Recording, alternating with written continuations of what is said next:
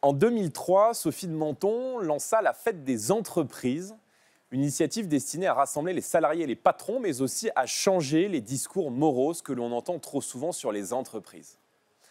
Dans la période trouble que nous vivons, marquée en France, en Europe et dans le monde par une conjoncture de crise aussi bien sociale que géopolitique, avec l'inflation, la montée des taux ou encore la fragilité de la croissance mondiale, nos entreprises sont des pôles de stabilité.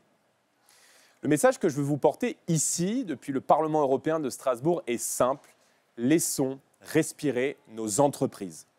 Laissons-les travailler, en veillant à ne pas surtransposer de l'incertitude et des entraves à un environnement déjà lourd, complexe, et vous le savez mieux que quiconque, bien souvent trop administratif.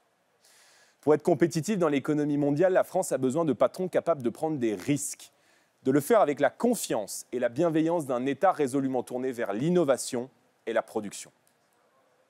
Cette confiance et cette bienveillance doivent se traduire par une politique énergétique lisible, qui assure des tarifs raisonnables, par une politique fiscale juste et raisonnable au sein d'une société qui doit retrouver sa cohésion, son unité et sa sécurité.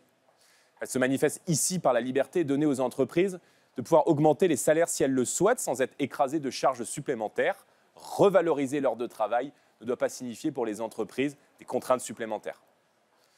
Une entreprise, c'est ce collectif humain qui réunit les talents et les énergies dans le but de mener à bien un projet qui permet de créer de l'emploi, de la valeur et de la dignité.